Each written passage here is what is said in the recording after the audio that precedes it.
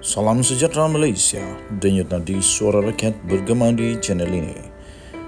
Jangan lupa tekan butang subscribe, like dan share. Malaysia kita punya, cintai Malaysiaku, kita jaga kita.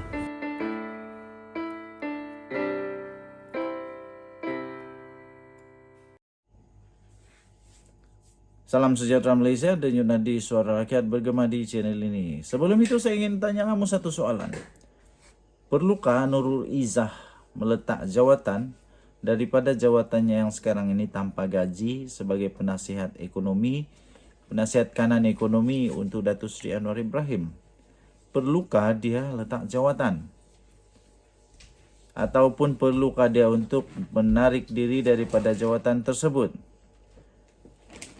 Kenapa? Kenapa pula dia perlu untuk menarik diri? Di dalam satu artikel yang baru sebentar tadi saya baca dan memang menarik perhatian saya daripada sabudin.com.net. Sabudin.com.net, saya ada kata lebih elok jika Nurul Izzah sendiri berundur diri. Naib Presiden PKR Nurul Izzah Anwar akhirnya mengalah juga terhadap pelbagai kritikan atas pelantikan dirinya sebagai penasihat kanan ekonomi dan kewangan kepada Perdana Menteri. Katanya bermula pada hari ini beliau tidak lagi berkhidmat sebagai penasihat kanan ekonomi dan kewangan kepada bapaknya Anwar Ibrahim. Nurul Izzah dalam satu kenyataan berkata, ini berikutan beliau menerima pelawaan untuk menyertai Sekretariat Jawatan Kuasa Penasihat Menteri Kewangan bagi membantu usaha untuk memperkukuh ekonomi negara yang dipengerusikan oleh Muhammad Hassan Merican. Pengerusi Jawatan Kuasa Penasihat kepada Menteri Kewangan, Muhammad Hassan Merican, telah mengundang saya menyertai Sekretariat Jawatan Kuasa Penasihat bagi membantu usaha mereka dalam memperkukuh ekonomi negara dan rakyat, kata Nurul Izzah. Tambah Nurul Izzah lagi, saya dengan rendah diri menerima pelawaan dan tanggungjawab tersebut. Dengan peranan baru itu, saya tidak lagi berkhidmat sebagai penasihat kanan ekonomi dan kewangan kepada Perdana Menteri. Tambahnya lagi, saya amat menghargai setiap peluang untuk menyumbang kepada negara demi untuk melakar masa depan yang lebih baik untuk Malaysia, katanya lagi. Nurul Izzah turut menzahirkan setinggi-tinggi penghargaan atas setiap sokongan yang telah diberikan baik daripada orang ramai maupun seluruh pasukan perkhidmatan awam dan komuniti kerajaan sepanjang keberadaannya memegang jawatan sebagai penasihat kanan kepada Perdana Menteri itu. Menerima pelawaan, Muhammad Hassan menyertai Sekretariat Jawatan Kuasa Penasihat kepada Menteri Kewangan barangkali hanya sebagai alasan atas pengunduran Nurul Izzah sebagai penasihat kanan kepada bapaknya yang mengundang kritikan ramai, sebaik ia diketahui ramai sebelum ini.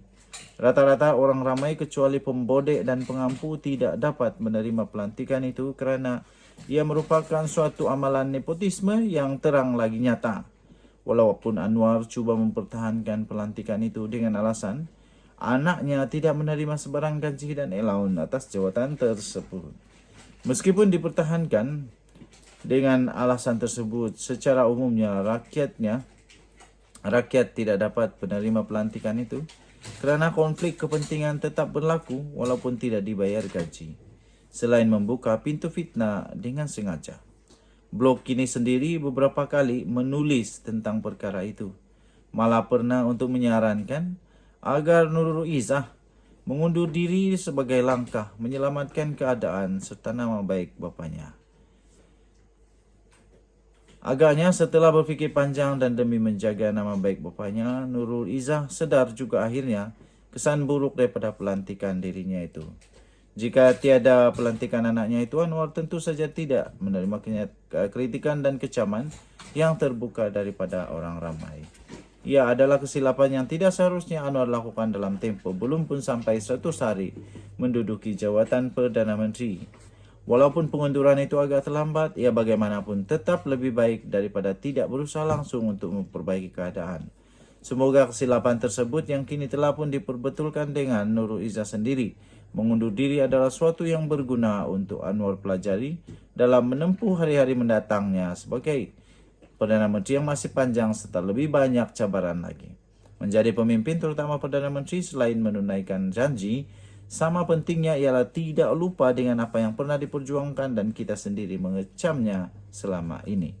Rakyat sendiri memerhati, walaupun kadang-kala dengan kuasa yang dimiliki, pemimpin selalu sangat terbuai dan lupa diri. Sabudin Hussein, 12 Februari 2023. Bye-bye. Salam sejahtera Malaysia, denyut nadi suara rakyat bergema di channel ini. Anwar, Presiden UMNO, wow. Tengok tajuknya memang luar biasa. Tengok tajuknya boleh terkejut sampai keluar air hingus. Anwar, Presiden UMNO. 25 tahun yang lalu Anwar dipecat oleh Tun Mahathir daripada UMNO. Beliau juga kemudiannya being humiliated di banyaklah insiden memalukan Datuk Seri Anwar Ibrahim setelah dia dipecat daripada UMNO. Insiden memalukan, insiden menyakitkan, insiden mencederakan, macam-macam lagi lah yang dialami Datuk Seri Anwar Ibrahim. Dan selepas beliau dipecat daripada UMNO, dibuang keahlian daripada UMNO, akhirnya beliau membuka PKR, menjadi presiden dan seterusnya menjadi Perdana Menteri. Kuang. Tapi tajuk ini, Anwar Presiden UMNO. Kamu setujukah kalau Anwar jadi Presiden UMNO? Saya tidak setuju.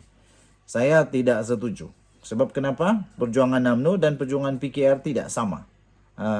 Dia orang punya cara perjalanan pun tidak sama. Macam-macam lagi lah. Susulan Anwar Ibrahim akhirnya dengan penuh bergaya menjejakkan kaki ke bangunan UMNO buat kali pertamanya setelah 25 tahun beliau dipecat serta dihalau daripada parti itu. Ramai yang bertanya, malah mula membuat spekulasi apa bakal terjadi selepas ini. Rata-ratanya tidak percaya dengan kedatangan Anwar itu ke bangunan UMNO baru-baru ini semata-mata untuk mempengerusikan mesyuarat pertama untuk Sekretariat Kerajaan Perpaduan. Tetapi merasakan ada maksud lebih dalam daripada itu. Deep. Spekulasi yang berlegar bahkan sampai ke peringkat adanya yang terus bertanya, apakah Anwar Ibrahim kembali ke pangkuan UMNO dan bakal menjadi presiden parti itu? Ini betul-betul mengejutkan. Menelusuri perjalanan politik Anwar selama ini, beliau diakui beliau memang seorang yang tidak pernah diam daripada berstrategi. Ketika dalam penjara pun beliau merancang berbagai strategi. Ini kan pula setelah duduk sebagai Perdana Menteri. Secara umumnya, selain untuk mempengerusikan mesyuarat Sekretariat Kerajaan Perpaduan itu, setujunya Anwar dengan mesyuarat itu diadakan di bangunan UMNO bukanlah secara kebetulan atau disebabkan tiada pilihan premis yang lain. Tetapi sebagai Perdana Menteri yang suatu ketika dahulu pernah dipecat daripada UMNO, selain untuk menunjukkan hubungan dan penerimaan parti itu terhadapnya, kesediaan Anwar merendah diri hadir ke bangunan UMNO, disertai sekali lagi merendahkan diri dengan sedia untuk sekadar menjadi makmum solat maghrib yang diimamkan oleh Dr. Ashraf Wajdi Disuki. Beliau dengan sendirinya terlihat amat mengagumkan. Sebagai Perdana Menteri, jika mahu memilih untuk bersikap ego, Anwar boleh saja meminta mesyuarat Sekretariat Kerajaan Perpaduan itu diadakan di Putrajaya atau di mana-mana tempat yang lebih bersesuaian kerana ia adalah urusan yang berkaitan dengan kerajaan. Tambahan lagi, DAP yang barangkali masih janggal untuk memijak pejabat UMNO turut sama hadir dalam mesyuarat itu. Begitu juga sebagai pemimpin gerakan Islam yang memang biasa menjadi imam solat sejak dari dulu lagi, tiada masalah dan tidak bersalah jika Anwar memilih untuk menjadi imam solat maghrib di bangunan UMNO itu. Namun, kerana jiwa besar dan sebahagian adab menghormati tuan rumah, memilih menjadi makmum adalah lambang pekerti dirinya yang terpuji. Apapun kunjungan Anwar ke bangunan UMNO buat kali pertama kali ini disertai oleh ramai ahli UMNO sendiri, teruja dan mengambil kesempatan bergambar dengannya. Spekulasi mengenai kehadiran beliau itu dan hubungan PKR dengan UMNO terus menjadi bualan di sana sini sampailah sekarang. Oke, panjang dia punya dia punya artikel, kamu boleh baca di sabudin.com.net. Soalan saya mudah saja, pendek. Kamu suka main buayan kah? Buayan, bukan buayan lah, bualan. Nah, setujukah kamu kalau Datuk Seri Anwar Ibrahim menjadi pengerusi presiden, bukan pengerusi, menjadi presiden UMNO? Setujukah kamu? Sila tinggalkan komen. Bye bye.